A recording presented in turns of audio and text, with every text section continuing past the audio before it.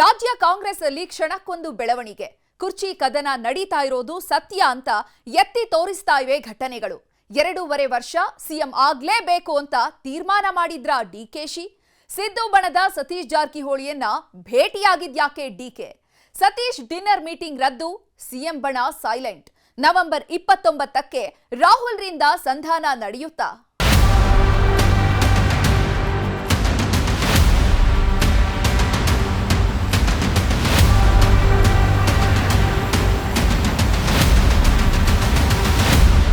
ಎರಡೂವರೆ ವರ್ಷ ಆಯಿತು.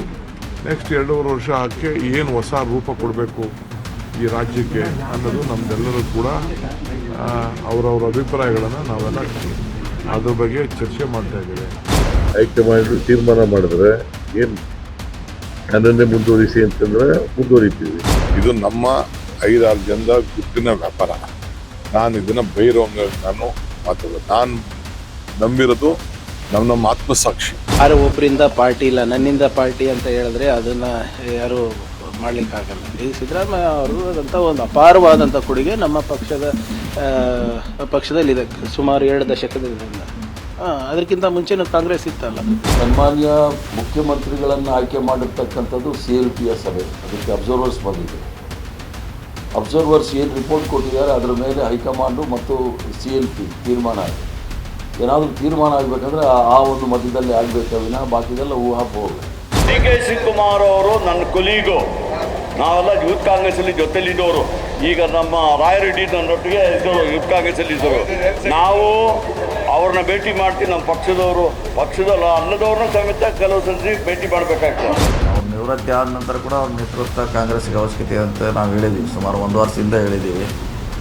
ಈಗ ಒಂದು ಕೆಲವರು ಹೇಳ್ತಿದ್ದಾರೆ, ನಾವು ಕೂಡ ಅಂತ ಹೇಳಿದ್ದೀವಿ. ಅವರ ಸೇವೆ, ಅವರ ಸಪೋರ್ಟ್ ಪಾರ್ಟಿಗೆ ಮುಂದೆ ಕೂಡ ಇರ್ತದೆ. ಆ್ಯಕ್ಟಿವ್ ಆಗಿರ್ಬೇಕಂತ ಹೇಳಿದ್ದೀವಿ. ಅವ್ರು ಹೇಳಿದಾರಲ್ಲ ಮೊನ್ನೆ, ನಾ ಇನ್ನೊಂದು ಸಾರಿ ನೋಡ್ತೀನಿ ಅಂತ ಕುಸ್ತಿ ಅಂತ ಹೇಳಿದ್ದಾರೆ.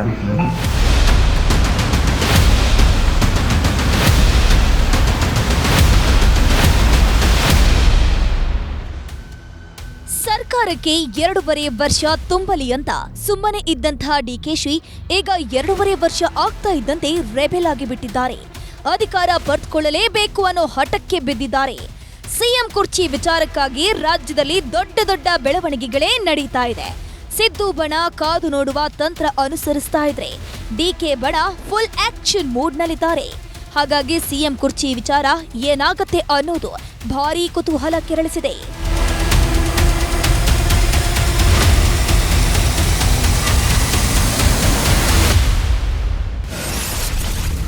DK Satish secret meet, Siddu ಪರ ಡಿನ್ನರ್ ಸಭೆ ರದ್ದು.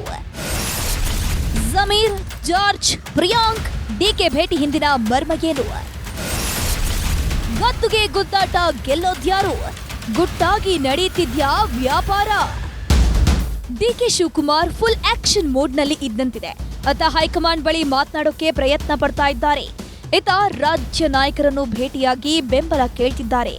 ಈಗ ಬಿಟ್ರೆ ಇನ್ನೆಂದೂ ಇಲ್ಲ ಅನ್ನೋ ರೀತಿ ಪ್ರಯತ್ನಗಳನ್ನ ಮಾಡ್ತಾನೆ ಇದ್ದಾರೆ. ಅಧಿಕಾರ ಪಡೆದುಕೊಳ್ಳಲೇಬೇಕು ಅನ್ನೋ ಹಠಕ್ಕೆ ಬಿದ್ದಿದ್ದಾರೆ.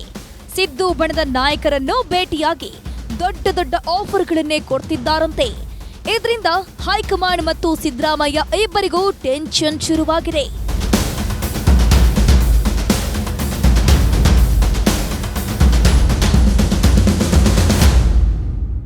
ಈ ಹಿಂದೆಲ್ಲ ಪ್ರಯತ್ನ ಫಲ ಕೊಡದೇ ಇರಬಹುದು, ಆದ್ರೆ ಪ್ರಾರ್ಥನೆ ಫಲ ಕೊಡುತ್ತೆ ಅನ್ನೋ ಹೇಳಿಕೆಗಳನ್ನ ಕೊಡ್ತಾ ಇದ್ದಂತಹ ಡಿಕೆ ಶಿವಕುಮಾರ್ ಇದೇ ಮೊದಲ ಬಾರಿಗೆ ಪ್ರಾರ್ಥನೆಗಿಂತಲೂ ಹೆಚ್ಚು ಪ್ರಯತ್ನ ಮಾಡ್ತಿದ್ದಾರೆ. ಪ್ರಾರ್ಥನೆ, ಪ್ರಯತ್ನ ಎರಡನ್ನೂ ಜೊತೆಯಲ್ಲೇ ಮಾಡ್ತಿದ್ದಾರೆ. ಈಗ ಬಿಟ್ರೆ ಮತ್ತೆ ಸಿಎಂ ಆಗುವ ಅವಕಾಶ ಇಲ್ಲ ಅಂತ ಯಾರು ಹೇಳಿದ ರೀತಿಯಲ್ಲಿ ಪ್ರಯತ್ನಗಳನ್ನ ಮಾಡ್ತಾನೆ ಇದ್ದಾರೆ. ಸಿದ್ದರಾಮಯ್ಯ ಬಣ ಸುಮ್ಮನೆ ಇದ್ರೂ ಕೂಡ ಡಿಕೆಶಿ ಸುಮ್ಮನೆ ಇರ್ತಾ ಇಲ್ಲ. ಹೈಕಮಾಂಡ್ ಸ್ವತಃ ಹೇಳಿದ್ರೂ ಕೂಡ ಡಿಕೆ ಶಿವಕುಮಾರ್ ಸುಮ್ಮನೆ ಆಗ್ತಿಲ್ಲ. ಉಳಿದ 2.5 ವರ್ಷದ ಅವಧಿಗೆ ಸಿಎಂ ಆಗಲೇಬೇಕು ಅಂತ ಪ್ರಯತ್ನ ಪಡ್ತಿದ್ದಾರೆ.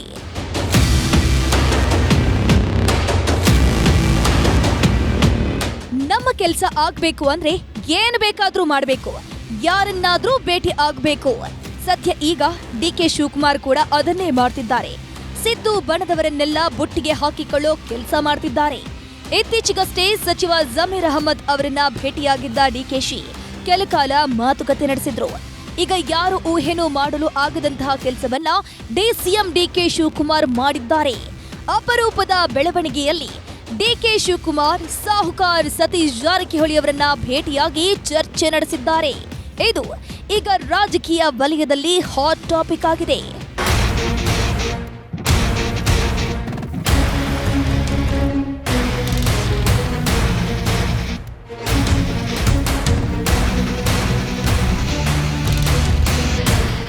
ಸಾಹುಕಾರ್ ಬ್ರದರ್ಸ್ ಮತ್ತು ಡಿಕೆ ಶಿವಕುಮಾರ್ ಅವರ ಸಂಬಂಧ ಹೇಗಿದೆ, ಅವರ ನಡುವೆ ಎಂಥ ವೈರತ್ವ ಇದೆ ಅನ್ನೋದು ಎಲ್ರಿಗೂ ಗೊತ್ತಿದೆ. ಎಂಥ ಸಮಯದಲ್ಲೂ ಸಾಹುಕಾರ್ ಕುಟುಂಬ ಡಿಕೆಶಿ ಪರವಾಗಿ ನಿಲ್ಲೋದೇ ಇಲ್ಲ.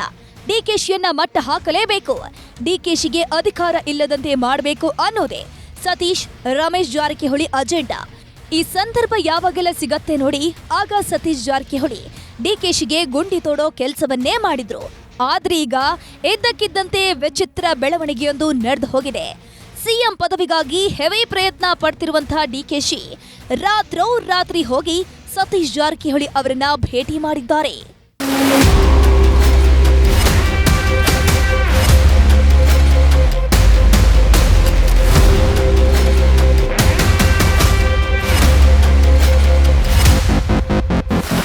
ಡಿಸಿಎಂ ಡಿಕೆ ಶಿವಕುಮಾರ್ ಸತೀಶ್ ಜಾರಕಿಹೊಳಿಯನ್ನ ಭೇಟಿ ಮಾಡಿದ್ದೇ ದೊಡ್ಡ ವಿಚಾರ ಅಂದ್ರೆ, ಡಿಕೆಶಿ ಭೇಟಿಯಾದ ನಂತರ ಸಿದ್ದು ಬಣ ಸತೀಶ್ ಜಾರಕಿಹೊಳಿ ಮನೆಯಲ್ಲಿ ಏರ್ಪಾಡು ಮಾಡಿದ್ದ ಡಿನ್ನರ್ ಸಭೆ ರದ್ದಾಗಿದೆ. ರಾಜ್ಯ ಕಾಂಗ್ರೆಸ್ನಲ್ಲಿ ಆಗ್ತಾ ಇರೋ ಬೆಳವಣಿಗೆಗಳನ್ನ ನೋಡಿ ಸಿದ್ದು ಬಣ ಕಂಗಾಲಾಗಿದ್ದು, ಸಿದ್ದರಾಮಯ್ಯ ಪರವಾಗಿ ಏನಾದ್ರೂ ಮಾಡಲೇಬೇಕು ಅಂತ ತೀರ್ಮಾನಿಸಿತ್ತು.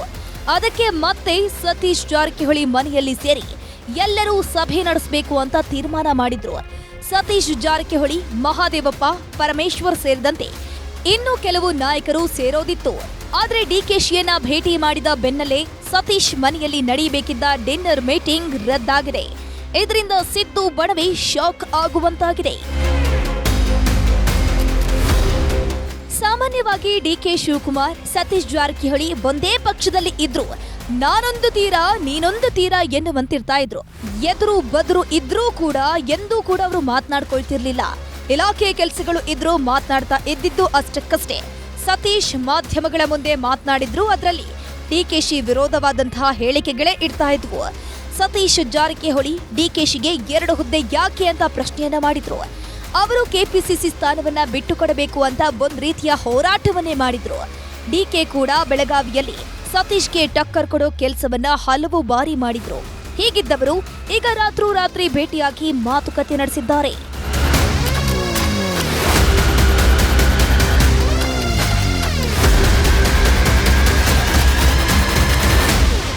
ಸತೀಶ್ ಜಾರಕಿಹೊಳಿ ಹೇಳಿ ಕೇಳಿ ಸಿದ್ದರಾಮಯ್ಯ ಆಪ್ತ.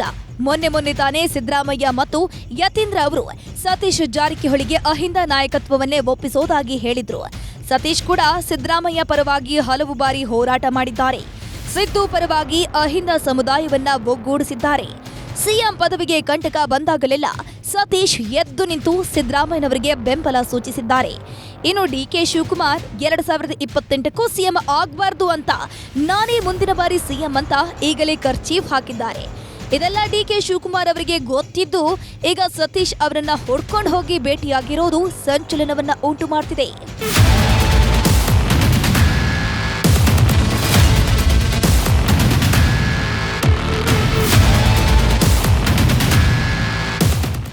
ರಾಜ್ಯ ಕಾಂಗ್ರೆಸ್ನಲ್ಲಿ ಆಗ್ತಾ ಇರೋ ಬಿಸಿ ಬೆಳವಣಿಗೆಗಳ ನಡುವೆಯೇ ಡಿಕೆಶಿ ಮಂಗಳವಾರ ರಾತ್ರಿ ಸತೀಶ್ ಜಾರಕಿಹೊಳಿ ಅವರನ್ನ ಭೇಟಿಯಾಗಿದ್ದಾರೆ.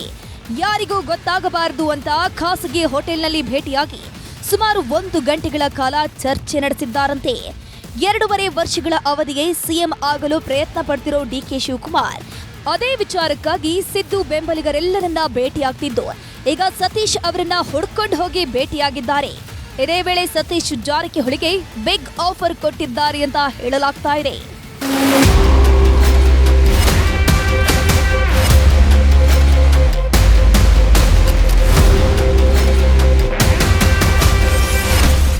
ಸತೀಶ್ ಅವರನ್ನ ಭೇಟಿಯಾದ ಡಿಕೆ ಶಿವಕುಮಾರ್ ಸಿದ್ದರಾಮಯ್ಯ ಪಕ್ಷಕ್ಕೆ ಬಂದಾಗಿನಿಂದಲೂ ಅಧಿಕಾರದಲ್ಲಿದ್ದಾರೆ. ಕಾಂಗ್ರೆಸ್ ಪಕ್ಷ ಸಿದ್ದರಾಮಯ್ಯನವರಿಗೆ ಎಲ್ಲವನ್ನ ಕೊಟ್ಟಿದೆ. ಸಿಎಂ ಹುದ್ದೆ ಬಿಟ್ಟು ಕೊಡುವಂತೆ ನೀವೇ ಮನವೊಲಿಸಬೇಕು. ಬೇಕಾದ್ರೆ ಅವರ ಮಾರ್ಗದರ್ಶನದಲ್ಲೇ ಅಧಿಕಾರ ನಡೆಸ್ತೀನಿ. ನಾನು ಸಿಎಂ ಆದರೆ ನೀವೇ ಕೆಪಿಸಿಸಿ ಅಧ್ಯಕ್ಷರಾಗಿ ಕೆಪಿಸಿಸಿ ಅಧ್ಯಕ್ಷ ಸ್ಥಾನದ ಜೊತೆಗೆ ಬಯಸಿದ ಖಾತೆಯನ್ನು ನಿಭಾಯಿಸಿ. ನನ್ನ ರೀತಿ ನೀವು ಕೂಡ 2 ಹುದ್ದೆಗಳಲ್ಲಿ ಮುಂದುವರಿಯಿರಿ. ಒಟ್ಟಾಗಿ ಪಕ್ಷವನ್ನ ಅಧಿಕಾರಕ್ಕೆ ತರೋಕೆ ಕೆಲಸ ಮಾಡೋಣ ಅಂತ ಹೇಳಿದ್ದಾರಂತೆ. ಅಧಿಕಾರಕ್ಕಾಗಿ ಬಣ ಗಿಣ ಯಾವುದನ್ನು ನೋಡದೆ ಡಿಕೆ ಶಿವಕುಮಾರ್ ಎಲ್ಲ ಬಣದವರನ್ನು ಭೇಟಿ ಮಾಡ್ತಿದ್ದಾರೆ. ಅದರಲ್ಲೂ ಸಿದ್ದು ಆಪ್ತ ಬಣದಲ್ಲಿ ಗುರುತಿಸಿಕೊಂಡವರನ್ನೇ ಭೇಟಿಯಾಗ್ತಿದ್ದಾರೆ. ಜಮೀರ್ ಅಹಮದ್, ಪ್ರಿಯಾಂಕ್ ಖರ್ಗೆ, ಈಗ ಸತೀಶ್ ಜಾರಕಿಹೊಳಿಯನ್ನು ಭೇಟಿಯಾಗಿದ್ದಾರೆ. ಎಲ್ಲರ ಬಳಿಯೂ ಸಿಎಂ ಆಗೋದಕ್ಕೆ ತಮ್ಮನ್ನ ಬೆಂಬಲಿಸಿ ಅಂತಾನೆ ಹೇಳ್ತಿದ್ದಾರೆ. ಸತೀಶ್ ಬಳಿಯೂ ಅದನ್ನೇ ಹೇಳಿದ್ದು. ಜೊತೆಗೆ ಸತೀಶ್ ಒಪ್ಪಿಕೊಳ್ಳಲಿ ಅಂತ ಒಂದಷ್ಟು ಆಫರ್ಗಳನ್ನು ಕೊಟ್ಟಿದ್ದಾರಂತೆ. ಡಿಸಿಎಂ ಪದವಿ ಮತ್ತು ಸಚಿವ ಸ್ಥಾನ, ಕೆಪಿಸಿಸಿ ಸ್ಥಾನ ಅಂತ ಭಾರಿ ಆಫರ್ಗಳನ್ನೇ ಕೊಟ್ಟಿದ್ದಾರೆ ಅಂತ ಹೇಳಲಾಗ್ತಾ ಇದೆ.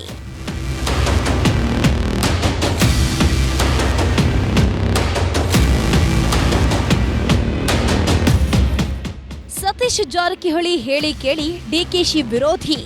ಅವರು ಎಂದೂ ಕೂಡ ಡಿಕೆಶಿಯನ್ನ ಸಪೋರ್ಟ್ ಮಾಡದವರಲ್ಲ. ಈಗಲೂ ಅವರು ಸಿದ್ದರಾಮಯ್ಯ ಬಿಟ್ಟು ಬೇರೆಯವರನ್ನ ಬೆಂಬಲಿಸಲ್ಲ.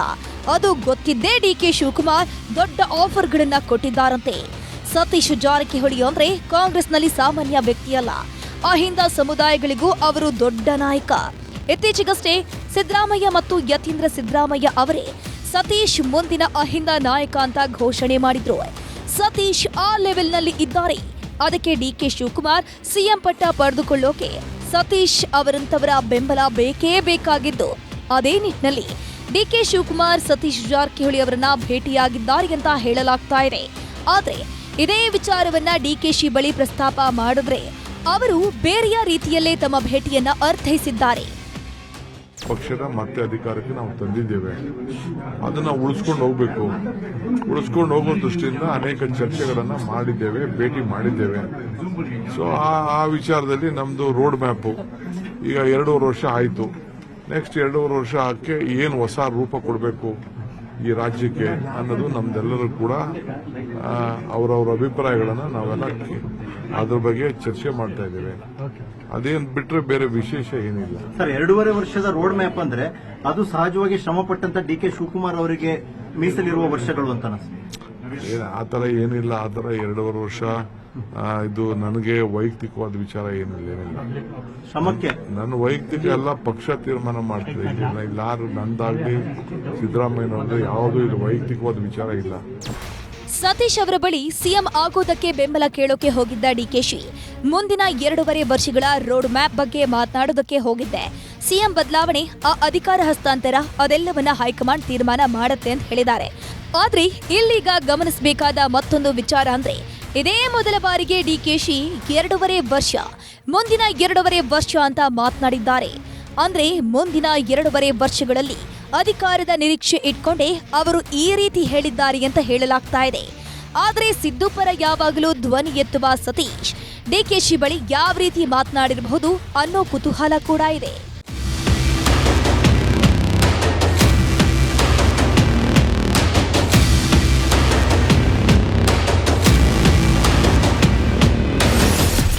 ಡಿಕೆಶಿ ಬಳಿ ಸತೀಶ್ ಕೂಡ ಮಾತನಾಡಿದ್ದು, ನಾನು ನೀವು ಹೇಳಿದ್ದನ್ನ ಸಿಎಂಗೆ ತಿಳಿಸ್ತೇನೆ. ಸಿಎಂ ಹುದ್ದೆ ಬಿಟ್ಟು ಕೊಡಿ ಅಂತ ನಾವು ಸಿದ್ದರಾಮಯ್ಯ ಬಳಿ ಹೇಳೋದಕ್ಕಾಗೋದಿಲ್ಲ. ಸಿಎಂ ಮನವೊಲಿಸುವಷ್ಟು ನಾನು ದೊಡ್ಡವನಲ್ಲ. ಹೈಕಮಾಂಡ್ ಇದೆ ಅಂತ ಸಿಎಂ ಹೇಳಿದ್ದಾರೆ. ಹೈಕಮಾಂಡ್ ತೀರ್ಮಾನಕ್ಕೆ ಬದ್ಧ ಅಂತ ಹೇಳಿದ್ದಾರೆ. ಹೀಗಾಗಿ ನಾವು ಕಾದ್ ನೋಡಬೇಕು ಅಂತ ಸತೀಶ್ ಡಿಕೆಶಿಗೆ ಹೇಳಿದ್ದಾರಂತೆ. ಸತೀಶ್ ಜಾರಕಿಹೊಳಿ ಡಿಕೆ ಶಿವಕುಮಾರ್ ಜೊತೆ ಸೇರ್ಕೊಂಡು ರಹಸ್ಯವಾಗಿ ಮಾತನಾಡಿದ್ದಾರೆ ಅನ್ನೋದನ್ನೇ ಯಾರೂ ನಂಬೋದಕ್ಕಾಗ್ತಿಲ್ಲ. ಅಂಥದ್ರಲ್ಲಿ ಸತೀಶ್ ಡಿಕೆಶಿಯನ್ನ ಬೆಂಬಲಿಸ್ತಾರೆ ಅಂದ್ರೆ ಯಾರು ಕೂಡ ಅದನ್ನ ಒಪ್ಕೊಳ್ಳೋದಿಲ್ಲ. ಡಿಕೆಶಿ ಎಲ್ಲ ನಾಯಕರನ್ನ ಭೇಟಿಯಾಗ್ತಿದ್ದಾರೆ. ಅದೇ ನಿಟ್ಟಿನಲ್ಲಿ ಸತೀಶ್ ಜಾರಕಿಹೊಳಿ ಅವರನ್ನು ಭೇಟಿಯಾಗಿದ್ದಾರೆ. ಈ ವೇಳೆ ಕುರ್ಚಿ ಬಗ್ಗೆ ಚರ್ಚೆನೂ ಮಾಡಿದ್ದಾರಂತೆ. ಆದ್ರೆ ಇದೇ ಸಮಯದಲ್ಲಿ ಸತೀಶ್ ನನ್ನ ಕೈಯಲ್ಲಿ ಏನೂ ಇಲ್ಲ, ಸಿಎಂಗೆ ಕುರ್ಚಿ ಬಿಟ್ಟುಕೊಡಿ ಅಂತ ನಾನು ಹೇಳೋದಕ್ಕಾಗೋದಿಲ್ಲ ಅಂತ ಹೇಳಿದ್ದಾರಂತೆ. ಇನ್ನು ಡಿಸಿಎಂ ಕೆಪಿಸಿಸಿ ಅಧ್ಯಕ್ಷ ಪಟ್ಟ ಆಫರ್ ಮಾಡಿದ್ರೂ ಕೂಡ ಅದನ್ನ ಒಪ್ಕೊಳ್ಳೋದಕ್ಕೆ ಸತೀಶ್ ತಯಾರಿಲ್ಲ ಅಂತ ಹೇಳಲಾಗ್ತಾ ಇದೆ. ಸತೀಶ್ ಜಾರಕಿಹೊಳಿ ಸದಾ ಸಿಎಂ ಸಿದ್ದರಾಮಯ್ಯ ಪರವಾಗಿ ನಿಂತುಕೊಳ್ತಾರೆ. ಈಗ ಸಿದ್ದರಾಮಯ್ಯನವರಿಗೆ ಸಂಕಷ್ಟ ಎದುರಾಗಿದೆ ಅನ್ನೋದು ಗೊತ್ತಾಗ್ತಿದ್ದಂತೆ ದಲಿತ ನಾಯಕರನ್ನೆಲ್ಲ ಸೇರಿಸಿ ಒಂದು ಸುತ್ತಿನ ಮಾತುಕತೆ ನಡೆಸಿದ್ರು. ಈಗ ಮತ್ತೊಂದು ಡಿನ್ನರ್ ಮೀಟಿಂಗ್ ಅನ್ನ ಮಾಡೋದಕ್ಕೂ ತೀರ್ಮಾನ ಮಾಡಿದ್ರು. ಅಷ್ಟರಲ್ಲೇ ಡಿಕೆಶಿ ಅವರು ಸತೀಶ್ ಅವರನ್ನ ಭೇಟಿಯಾಗಿ ಚರ್ಚೆ ಮಾಡಿ ಬಂದಿದ್ದಾರೆ.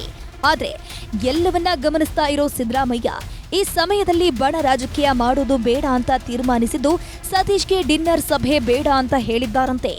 ಹೀಗಾಗಿನೇ ಸತೀಶ್ ಮನೆಯಲ್ಲಿ ನಡೀಬೇಕಿದ್ದ ಡಿನ್ನರ್ ಮೀಟಿಂಗ್ ಅನ್ನ ಕ್ಯಾನ್ಸಲ್ ಮಾಡಲಾಗಿದೆ.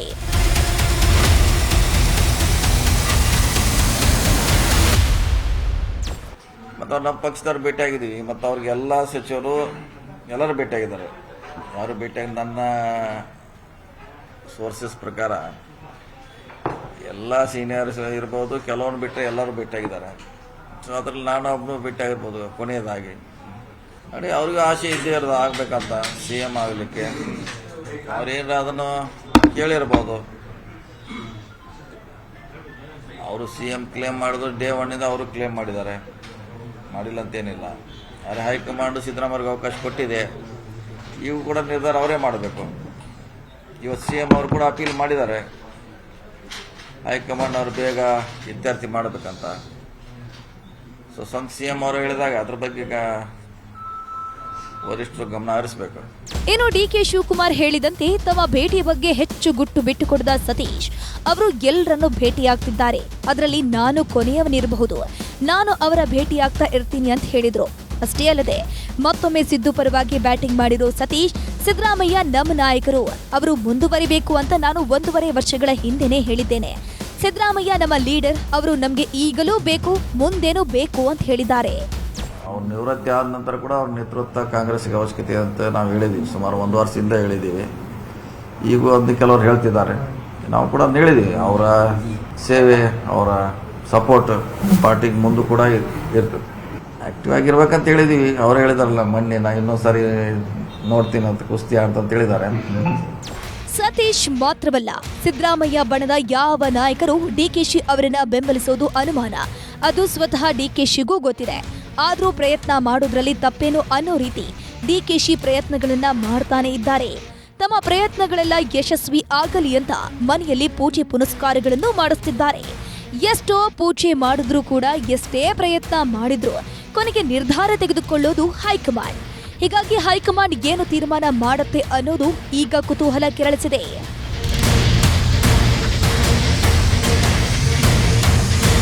ಗಾಳ ಹಾಕಿ ಮೀನು ಹಿಡಿಯೋ ಕಲೆಯೂ ಗೊತ್ತು ಎಂದಿದ್ದ DK ಈಗ ಅಂತಹ ಕೆಲಸಗಳನ್ನೇ ಮಾಡ್ತಿದ್ದಾರೆ. ಶಾಸಕರು, ಸಚಿವರು, MLCಗಳ ಸಭೆ ಮಾಡ್ತಿದ್ದಾರೆ. ಈಗ ಸಿದ್ದು ಆಪ್ತರೊಂದಿಗೆ ಸಭೆ ಮಾಡಿ ಅವರಿಗೂ ಗಾಳ ಹಾಕೋಕೆ ಮುಂದಾಗಿದ್ದಾರೆ.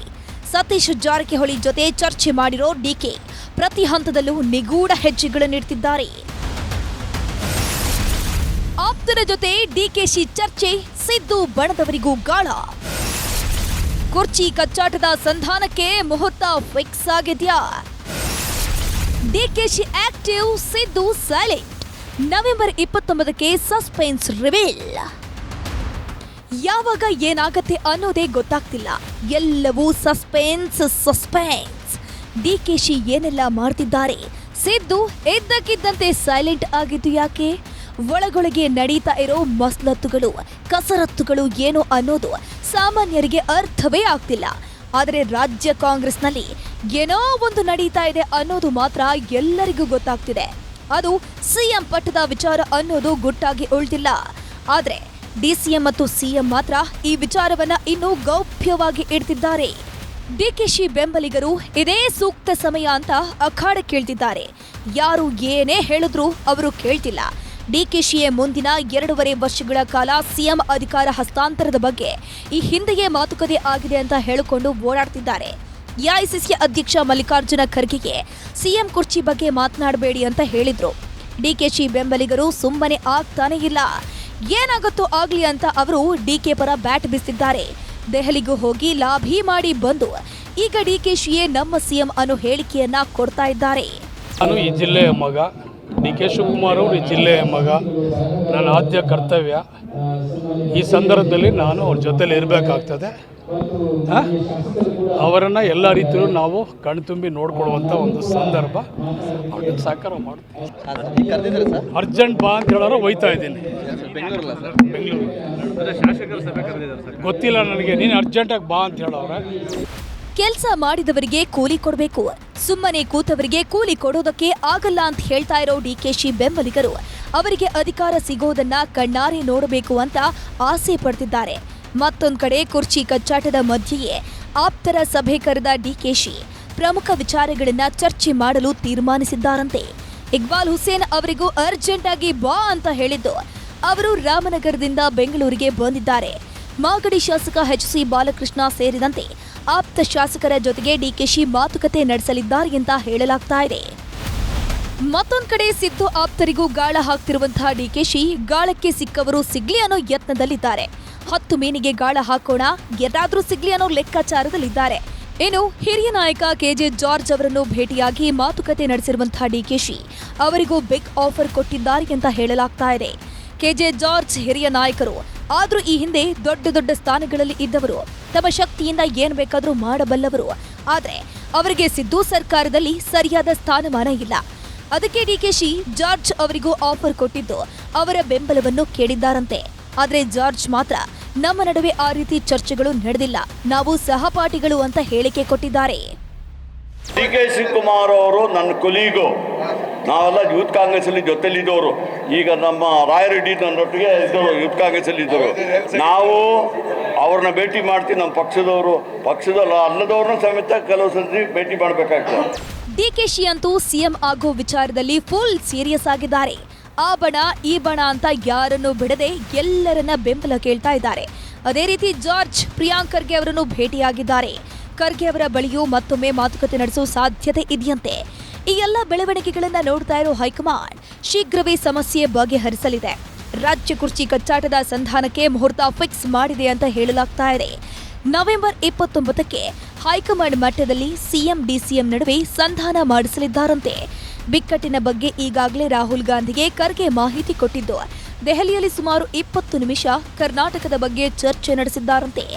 2 ಬಣಗಳ ಬಗ್ಗೆ ರಾಹುಲ್ ಗಾಂಧಿಗೆ ವಿವರಿಸಿರುವ ಖರ್ಗೆ ಮತ್ತೆ ಗುರುವಾರ ಸಂಜೆ ಸಮಾಲೋಚನೆಗೆ ನಿರ್ಧಾರ ಮಾಡಿದ್ದಾರೆ. ಎಲ್ಲ ರೀತಿಯೂ ಚರ್ಚೆ ನಡೆಸಿ ನವೆಂಬರ್ 29ಕ್ಕೆ ನಿರ್ಧಾರ ಕೈಗೊಳ್ಳೋಕೆ ತೀರ್ಮಾನಿಸಲಾಗಿದೆಯಂತೆ. ಹೀಗಾಗಿ ನಾಯಕತ್ವ ಬದಲಾವಣೆನ, ಸಚಿವ ಸಂಪುಟ ಪುನರ್ರಚನೆನ ಅನ್ನೋದು ನವೆಂಬರ್ 29ಕ್ಕೆ ಗೊತ್ತಾಗೋ ಸಾಧ್ಯತೆ